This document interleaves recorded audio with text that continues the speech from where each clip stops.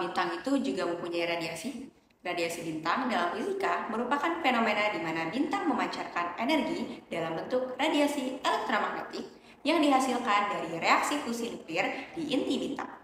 Studi radiasi bintang tidak hanya membantu memahami proses fisika di dalam bintang, tetapi juga evolusi dan karakteristik bintang di alam semesta. Untuk lebih jelasnya, mari simak video berikut ini dalam persiapan untuk kompetensi Sains Nasional atau KSN di bidang astronomi.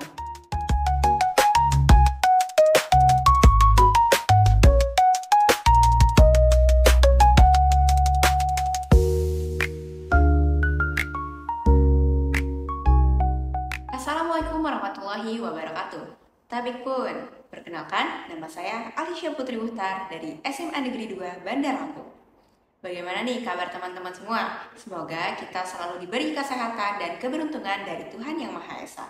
Di materi radiasi bintang terdapat beberapa subbab, yaitu yang pertama ada kecelangan bintang, yang kedua warna bintang, yang ketiga radiasi benda hitam, yang keempat jarak bintang, yang kelima luminositas bintang, skala magnitudo absolut, dan yang terakhir garis spektrum dan pembentukannya. Hari ini kita akan belajar soal dan latihan tentang radiasi bintang dengan subbab materi kecelangan bintang, warna bintang, dan radiasi benda hitam. Sebelum itu, mari kita mulai pembelajaran hari ini dengan berdoa terlebih dahulu. Bismillahirrahmanirrahim. Rabbi zidni ilman warzuqni fahman waj'alni minasy shalihin. Amin.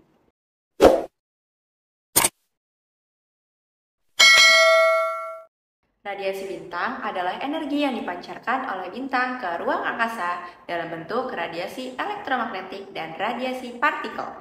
Energi ini berasal dari proses fusi nuklir di inti bintang, di mana inti-inti atom bergabung membentuk inti yang lebih berat dan melepaskan energi dalam bentuk foton sinar gamma. Setelah mencapai lapisan luar bintang, energi ini diubah menjadi bentuk radiasi elektromagnetik lain seperti cahaya tampak, inframerah, ultraviolet, hingga sinar X dan sinar gamma yang mencakup seluruh spektrum elektromagnetik. Langsung saja kita masuk ke subbab materi yang pertama, yaitu kecelangan bintang. Secara praktis, seluruh informasi yang kita ketahui tentang bintang dan galaksi datang dari pengamatan radiasi elektromagnetik. Khususnya di bagian dua jendela yang bisa terbuka tidak dihalangi oleh atmosfer bumi, yaitu daerah cahaya tampak dan sedikit inframerah dan gelombang radio antara lebih dari sama dengan 1 dan kurang dari sama dengan 30. Hipparchus dan Ptolemy sekitar 150 sebelum Masehi mengelompokkan bintang-bintang ke dalam 6 kelas kecelangan yang dikenal sebagai magnitudo atau semu. Bintang dengan magnitudo M sama dengan 6 adalah yang paling redup yang bisa dilihat dengan mata telanjang, sedangkan bintang dengan magnitudo sama dengan 1 adalah yang paling terang di langit. Respon mata manusia tidak linear, tetapi mendekati logaritmik. Dengan menggunakan plat fotografi, skala magnitudo bisa didefinisikan secara kuantitatif. Poisson pada tahun 1856 mendapati bahwa perbedaan magnitudo M sama dengan 5 setara dengan rasio flux energi F2 per F1 kurang lebih 100. Flux energi F didefinisikan sebagai energi E yang melalui elasan A per satuan waktu T. F sama dengan E per AT sehingga diperoleh formula Poisson F2 per F1 sama dengan 100 dikali M1 min M2 per S sama dengan 10 dikali M1 min M2 per 2,5. M1 dikurang M2 sama dengan min 2,5 log F1 per F2. Definisi modern skala magnitudo ternyata tidak sepenuhnya sama dengan nilai yang dipakai semasa Yunani kuno. Sirius sebagai bintang paling terang di langit bumi memiliki magnitudo min 1,5, bukan 1. Skala magnitudo ini dihitung berdasarkan flux energi yang sampai ke bumi. Artinya, skala ini belum dikoreksi terhadap jarak bintang yang berbeda-beda. Oleh karena itu, skala ini dinamakan magnitudo semu. Selanjutnya ada warna bintang. Secara kasat mata, gambar B1 menunjukkan variasi warna bintang. Galaksi pun memiliki variasi warna serupa. Cara kuantitatif untuk mengukur warna bintang adalah dengan menggunakan filter yang sensitivitasnya berpusat pada panjang gelombang tertentu, lambda I, dan membandingkan kecerangan relatif mereka. Ingat, tidak ada satu alat pun yang dapat mengukur energi yang berasal dari seluruh spektrum gelombang elektromagnetik. Sebagai contoh, mata kita hanya peka di daerah visual saja. Filter yang sering digunakan antara lain ada pada daerah visual, atau magnitudo semuanya dinotasikan dengan V, ultraviolet, dan biru. Contohnya, magnitudo sebuah benda pada pita panjang gelombang B dan V memiliki selisih B min V sama dengan min 2,5 log FB per FV. Selisih ini dinamakan indeks warna atau warna saja. Besaran indeks warna dibuat sedemikian rupa agar B min V bernilai 0 untuk bintang dengan temperatur permukaan T sama dengan 10.000 Kelvin. Yang ketiga, ada radiasi benda hitam. Benda hitam adalah bentuk ideal dari suatu material yang menyerap seluruh radiasi yang datang padanya. Konsep ideal ini sangat penting karena banyak objek yang sifatnya dekat dengan kesetimbangan termal. Bintang adalah salah satu benda yang karakteristiknya dekat sekali dengan pemancar radiasi benda hitam ideal. Dalam kehidupan sehari-hari, radiasi benda hitam bisa didekati dengan radiasi yang lepas dari sebuah lubang kecil kotak yang dindingnya berada dalam kesetimbangan termal. Lubang kotak akan terlihat gelap meskipun ada cahaya yang masuk ke dalamnya. Mengapa demikian? Karena cahaya yang masuk dipantulkan terus-menerus di dalam kotak, hingga habis hampir tidak ada yang tersisa lagi keluar ke mata kita. Secara praktis, proses ini bisa dipandang sebagai penyerapan seluruh cahaya yang masuk oleh kotak. Di radiasi benda hitam ada distribusi Kirchhoff-Planck. Planck secara empirik melalui eksperimen, bukan hitung-hitungan matematika, pada tahun 1500 menemukan distribusi Kirchhoff-Planck, atau yang lebih terkenal dengan sebutan distribusi Planck saja. Formulasi empirik tersebut dapat dituliskan sebagai berikut. BP dikali dV sama dengan 2HP pangkat 3 per C2 dikali 1 per XP dikali HP per KT min 1 dikali lagi dengan dV. Persamaan ini mendeskripsikan jumlah energi yang dipancarkan dalam rentang frekuensi antara V hingga V plus dV dalam suatu sudut ruang d omega per satuan waktu dan luas oleh sebuah benda yang berada dalam keadaan kesetimbangan termal. Fungsi BY hanya bergantung pada temperatur benda T dengan hubungan lambda sama dengan C per V, D lambda sama dengan min C per V pangkat 2 kali dV. Sehingga dalam bentuk panjang gelombang, persamaan C1 bisa dituliskan sebagai B lambda dikali D lambda sama dengan 2HC pangkat 2 per lambda pangkat 5 dikali 1 per XP dikali HC per lambda dikali KT min 1 dikali D lambda. Gambar C1 kurva Planck yang menunjukkan distribusi energi benda hitam dengan berbagai temperatur. Energi terbanyak yang dipancarkan oleh benda dengan temperatur 6000 Kelvin ada pada panjang gelombang kuning. Energi terbanyak yang dipancarkan oleh benda dengan temperatur 5000 Kelvin ada pada panjang gelombang merah. Yang kedua, ada hukum pergeseran Wien. Dari gambar C1, terlihat bahwa fungsi B lambda untuk setiap benda dengan temperatur T memiliki satu nilai maksimum. Posisi absisnya diindikasikan dengan notasi lambda max sebagai fungsi temperatur. B lambda naik secara monoton di semua panjang gelombang. Senantiasa berlaku B lambda atau T1 lebih dari B lambda atau T2 untuk T1 lebih dari T2. Nilai puncak B lambda atau T diperoleh dengan mencari maksimum nilai fungsi tersebut. Ketika D dikali B lambda atau T per D lambda sama dengan 0, pada kondisi ini diperoleh lambda T kurang lebih sama dengan 0,0029 meter Kelvin atau sering dituliskan sebagai lambda maksimum sama dengan B per T. Dengan lambda maksimum, B dan T berturut-turut menyatakan panjang gelombang dengan intensitas maksimum untuk benda bertemperatur efektif T. Konstanta Wien bisa diturunkan dari konstanta-konstanta lain dan temperatur efektif benda hitam. Konstanta Wien bisa diturunkan dari konstanta-konstanta lain dan temperatur efektif benda hitam pemancar radiasi. Persamaan ini dikenal sebagai hukum pergeseran Wien. Hukum ini menjelaskan bahwa warna bintang mengindikasikan temperaturnya.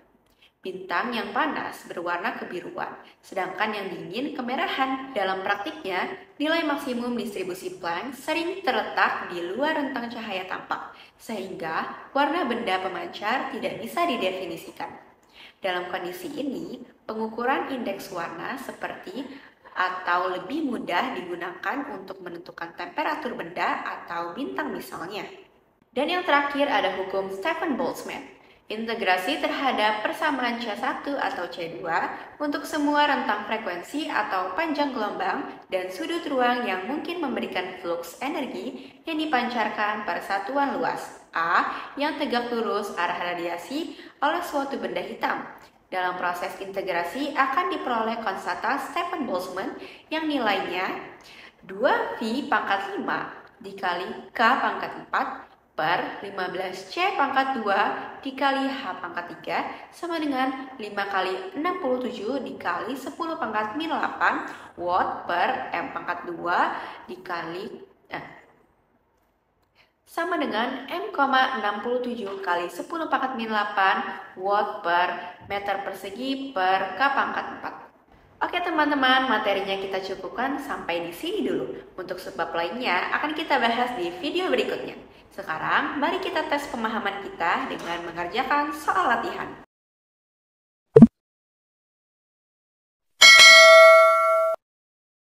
Soal yang pertama, kita bisa memanfaatkan titik-titik untuk mengetahui komposisi unsur-unsur penyusun bintang. Pilihannya A. Ukuran bintang, B. Massa jenis bintang, C. Garis absorpsi pada spektrum, D. Spektrum kontinum dari bintang, dan E. Warna bintang.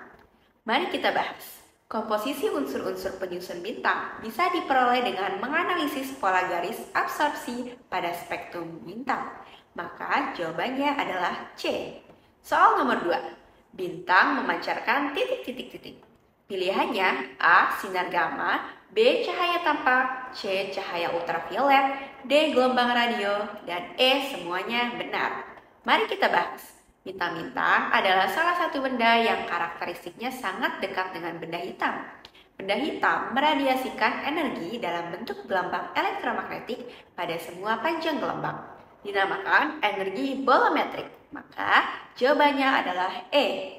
Nomor 3. Jika kita amati bintang-bintang dengan titik-titik yang berbeda-beda, berbagai properti bintang tersebut bisa kita pelajari. Pilihannya A. Warna teleskop, B. Filter gelombang elektromagnetik, C. Waktu, D. Bentuk, dan E. Cuaca. Mari kita bahas. Pengamatan pada panjang gelombang berbeda menggambarkan proses fisis yang berbeda. Oleh karena itu, untuk memperoleh deskripsi lengkap mengenai suatu objek langit, pengamatan harus dilakukan pada berbagai pita panjang gelombang. Maka jawabannya adalah B. Soal nomor 4. Paralaks sebuah bintang 0,1. Berapa jarak bintang ini? Anggap jarak rata-rata bumi matahari 149.600.000 km dan 1 tahun rata-rata 365,25 hari. Maka pilihannya A. 8,6 tahun cahaya, B. 7,95 tahun cahaya, C. 6,13 tahun cahaya, D. 3,26 tahun cahaya, dan E. 2,44 tahun cahaya. Mari kita bahas. Paralaks bintang tersebut 0,41 sama dengan 1,99 kali 10 pangkat min 6 radian. D sama dengan 149.600.000 per 1,99 kali 10 pangkat min 6 km sama dengan 7,53 kali 10 pangkat 13 km. Satu tahun cahaya adalah jarak yang ditempuh oleh cahaya selama 1 tahun. 300.000 km per sekon dikali 3.600 second per jam dikali 24 jam per hari dikali 300.000 km per sekon dikali 3.600 sekon per jam dikali 24 jam per hari dikali 365,25 hari per tahun sama dengan 9,47 kali 10 pangkat 12 km per tahun. Artinya, 1 tahun cahaya sama dengan 9,47 dikali 10 pangkat 12 km. Maka, jarak bintang dalam satuan cahaya yaitu 7,53 dikali 10 pangkat 13 km per 9,47 dikali 10 pangkat 12 km per tahun cahaya. Sama dengan 7,95 tahun cahaya. Maka, jawabannya adalah B. Nomor 5. Andai kita berada dalam sebuah wahana ruang angkasa yang berjarak 10 parsek dari matahari, berapa kecerlangan semu matahari dari titik tersebut dibanding dengan kecerlangan matahari dari bumi? Pilihannya A. 2,4 kali 10 pangkat min 13, B. 4,8 kali 10 pangkat min 7, C. 5,4 kali 10 pangkat min 6, D. 1,2 kali 10 pangkat min 5, dan E. 7,8 kali 10 pangkat min 4. Mari kita bahas. Rasio kecerlangan semu matahari sama dengan B aksen per B sama dengan 1 per R aksen pangkat 2 per 1 per R pangkat 2 sama dengan R pangkat 2 per R aksen pangkat 2 sama dengan 2,35 kali 10 pangkat min 13. Maka jawabannya adalah A. Nomor 6. Dua bintang memiliki luminositas identik tetapi berbeda temperatur permukaan. Bintang A memiliki temperatur permukaan 4000 Celcius, sedangkan bintang B memiliki temperatur permukaan 5000 Celcius.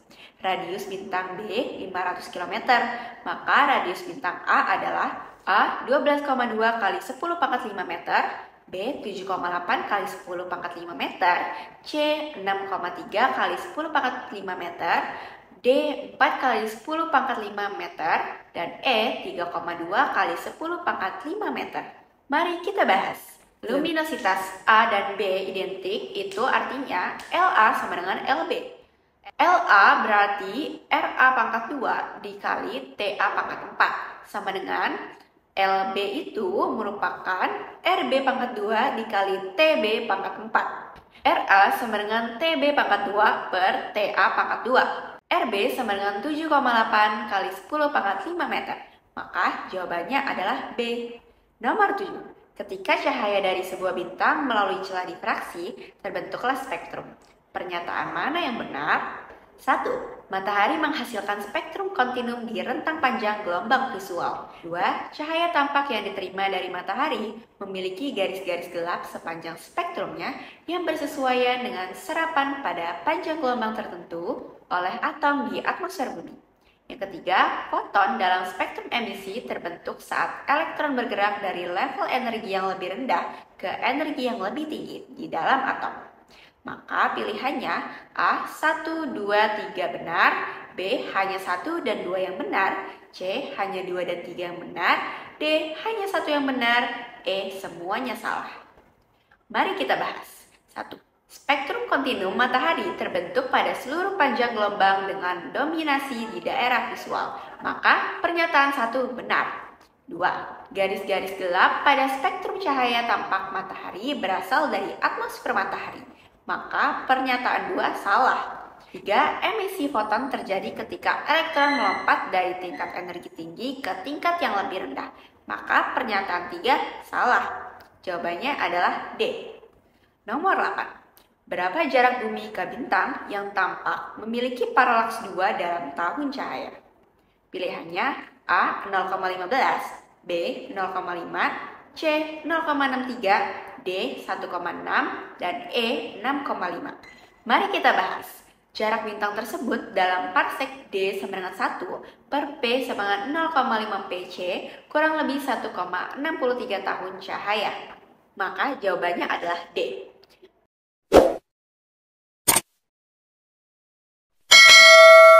Nomor 9. Panjang gelombang puncak matahari adalah 500 N. Maka temperaturnya adalah berapa derajat Celcius? diberikan konstanta Wien sebesar 2,9 kali 10 pangkat min 3 meter Kelvin. Pilihan jawabannya A. 3.800, B. 4.073, C. 5.800, D. 6.000, E. 5.527. Mari kita bahas. Dengan hukum pergeseran Wien, T sama dengan B per lambda sama dengan 0,0029 per 500 kali 10 pangkat min 9 sama dengan 5.800 Kelvin. Dalam Celcius, nilai ini harus dikurangi 273 derajat. Maka jawabannya 5.527 derajat Celcius. Jadi jawabannya adalah E. Soal yang terakhir ada, jika sebuah bintang makin panas, bagaimana warna dan kecerlangan bintang tersebut? Pilihan jawabannya ada A. Warna makin biru, bintang memancarkan lebih banyak cahaya. B. Warna makin biru, bintang tetap kecerlangannya. C. Warna makin merah, bintangnya memancarkan lebih banyak cahaya. D. Warna makin merah, bintang memancarkan lebih sedikit cahaya. E. Warna makin biru, bintang memancarkan lebih sedikit cahaya. Mari kita bahas. Temperatur makin panas mengindikasikan puncak distribusi Planck bergeser ke arah kiri, sehingga warna bintang seharusnya berwarna biru. Jumlah cahaya yang dipancarkan oleh bintang terhubung dengan luminositas bintang. Luminositas bintang sebanding dengan T pangkat 4, maka T naik, luminositas naik, dan cahaya yang dipancarkan bintang makin banyak. Maka jawabannya adalah A. Wah, berdasarkan materi yang sudah kita bahas tadi, kita jadi tahu ya apa itu kecelakaan bintang, warna bintang, dan radiasi benda hitam dalam materi radiasi bintang. Bagaimana? Ternyata fisika sangat mudah ya, asalkan kita rajin berlatih. Maka dari itu, jangan lupa belajar dan berlatih, serta banyak baca bukunya ya. Sekian pembelajaran kita kali ini. Wassalamualaikum warahmatullahi wabarakatuh. Thank you.